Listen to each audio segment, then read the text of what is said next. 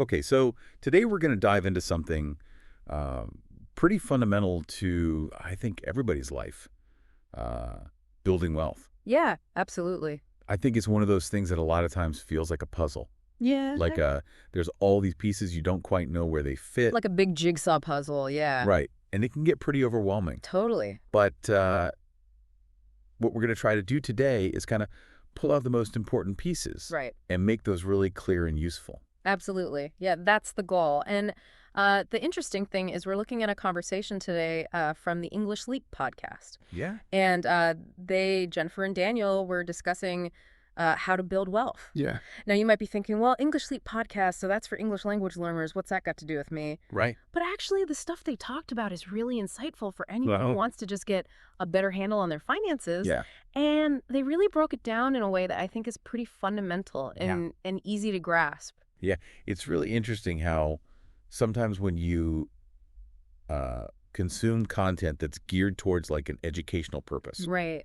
sometimes those are the best ways to learn something Yeah, absolutely. because they simplify it in a way that like you can actually understand it. They strip it right back and just give you the core. Exactly. Yeah. So that's kind of our mission today is like, let's take Jennifer and Daniel's chat Yeah. and pull out those most important nuggets Yeah. so that the learner listening to this can really get the essentials Right. of building wealth without getting lost in the jargon and the complication. And not get overwhelmed. Right, exactly. And I think the emphasis here is not on getting rich quick. No. It's on understanding what true like financial health is Right. and making good choices. Yeah, absolutely. And I think one of the best places they started was actually just defining what wealth actually is. Right. And a lot of people, I think, initially think of wealth as like income. Yeah. It's like how much money you're making. Yeah, it's your paycheck, right? Yeah. Yeah, exactly.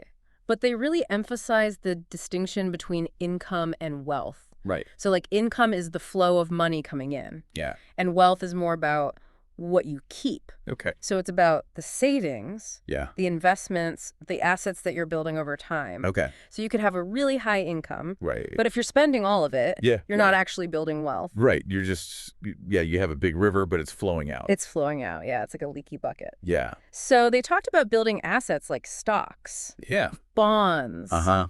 mutual funds, real estate. Real estate, yeah. And these are things that kind of grow in value over time, Okay. and they really contribute to your long-term financial well-being. So when we're talking about those things, stocks are like owning a small piece of a company. Yeah, yeah. And bonds are like lending money to a company or the government. Yeah, like a loan. Yeah. And then mutual funds are a basket of stocks and bonds. Exactly. So it's kind of like a diversified portfolio. Yeah. Okay. Managed by a professional. And real estate, of course, is property. Yeah. Whether it's your own home or rental properties. Yeah. And Jennifer actually shared how, early in her career, she had a good salary, Right.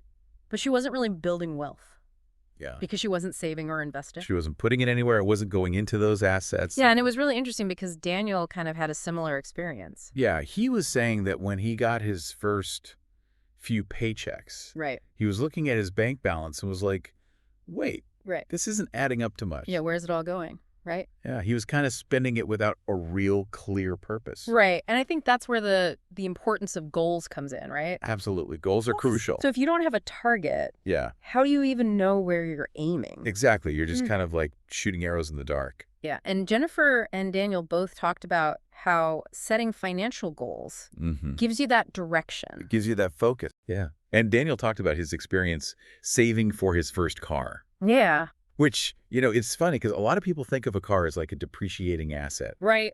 But in the process of saving for it, Yeah. he was like, okay, well, I need to put this much aside every month to reach that goal. He had a purpose for his money. Right. And Jennifer talked about tackling her student loans, Yeah. which can be a really daunting thing for a lot of people. Oh, absolutely. But she broke them down into smaller chunks. Right. So it felt more manageable. Yeah, instead of like this huge mountain. Exactly. Yeah, it's like you break down that mountain into smaller steps, Right. and it becomes much less intimidating. And I like how they talked about like the emergency fund. Yeah. Like, everybody says you should have an emergency fund. Right. And that could feel like, oh my gosh, I need to have like thousands of dollars sitting there just in case. Yeah. But they're like, no, start with something attainable, like $500. Exactly. Yeah, just get started Yeah. and then build on it over time. Okay, so we talked about having goals, Hmm. making sure your money has a place to go. Yeah.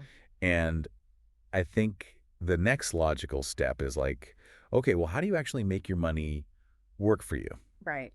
And that's where investing comes in. Yeah. Saving is important. It's the foundation. It's the foundation. Yeah, but investing is where you can really see potential for growth. Right. And they discussed a whole bunch of different investment options. Right. Like, what were some of those? Well, they talked about stocks, bonds, mutual funds, real estate. So Yeah. there's a real range. And what's interesting is Jennifer felt more comfortable starting with mutual funds. Yeah, because they offer that diversification. Okay. So you're not putting all your eggs in one basket. Right. You're spreading your risk across different investments. Whereas Daniel started with his retirement account. Right, which is another good strategy. Yeah, because that's long-term growth. It is, yeah.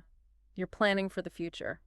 And I think what's really cool is that they both emphasize the power of consistent contributions. Yeah, even if it's a small amount, Right. doing it regularly over time can really add up. And that's the power of compounding, right? Exactly. Compounding is like magic. Right. Your money starts earning money, Right. and then that money earns money. Right. It's exponential. It just keeps growing. Right. So you don't have to go make these huge risky bets Right. to start building wealth through Yep. investing. No, you can start small and be consistent.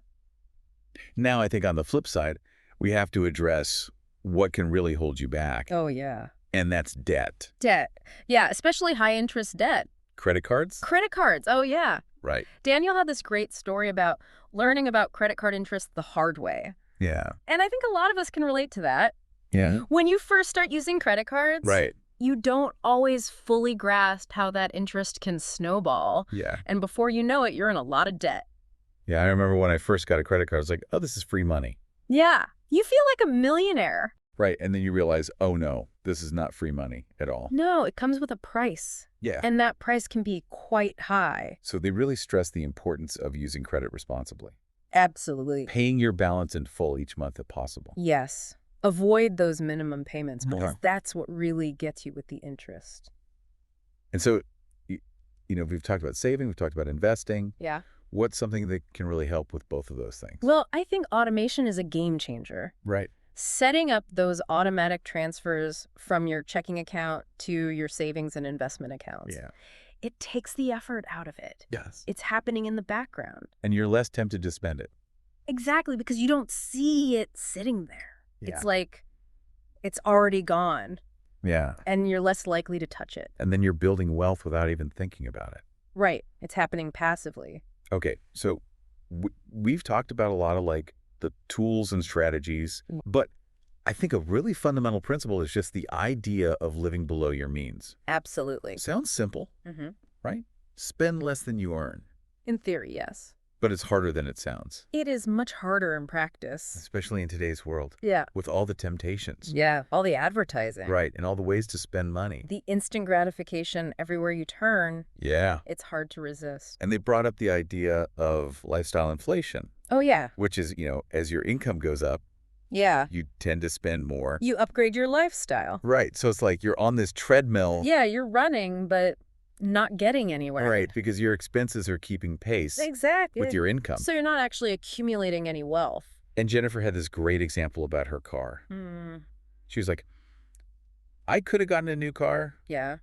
but I chose to stick with my reliable older car Right. so that I could save and invest that difference.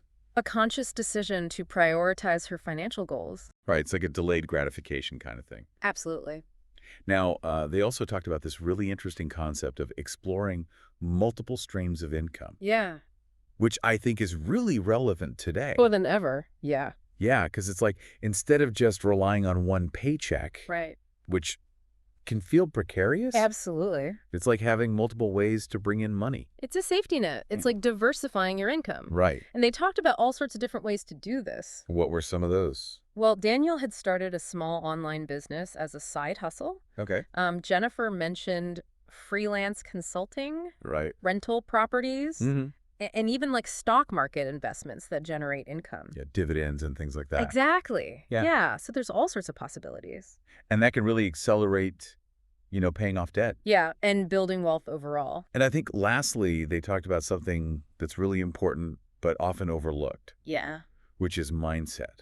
Mindset, it's Yeah. huge. Yeah, because it's not just about the numbers. No, It's about how you think about money absolutely. and your beliefs about wealth. Your attitude towards it. Yeah, and they said, like, believing you can build wealth is a huge part of actually making it happen. Yeah, if you don't believe it's possible, Yeah, you're less likely to take the steps to make it happen. right. And you're more likely to self-sabotage. Exactly. But if you have a positive attitude Uh-huh. and you believe that it's possible, Yeah. then you're more likely to stay the course. You're more likely to persevere through challenges. And Jennifer's story about initially believing that wealth was only for the wealthy Right. and then realizing that it was possible for anyone Yeah. with the right habits Mhm. and mindset. It's inspiring. Yeah, it's really encouraging. It shows that it's not about where you start. Yeah. It's about the choices you make. And they talk about having a growth mindset, Right. which is believing that your financial situation can improve. Over time. Yeah, with effort and patience. And consistent action. And they also acknowledge that taking risks Uh-huh. is often necessary for growth. Calculated risks, though. Right, like investing in a business or starting a business. Yeah, but educated risks. Right. Not just jumping into something blindly.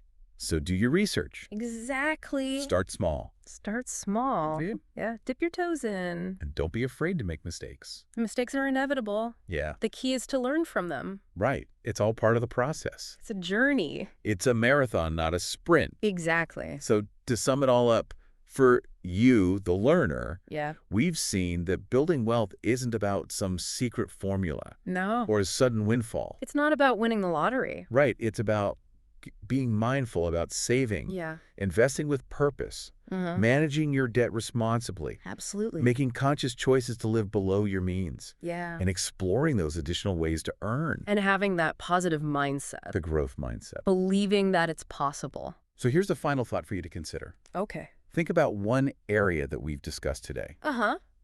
Maybe it's taking a look at your debt. Yeah. Maybe it's brainstorming a potential side hustle. Right. Maybe it's setting one small, specific financial goal. Okay. What's one concrete action you could take this week Uh-huh. to start building a stronger financial foundation? Love it. Remember, those small, consistent, positive steps can create a snowball effect, Yeah. Momentum builds. leading to significant results over time. Absolutely. So start today. Yeah. Take that first step.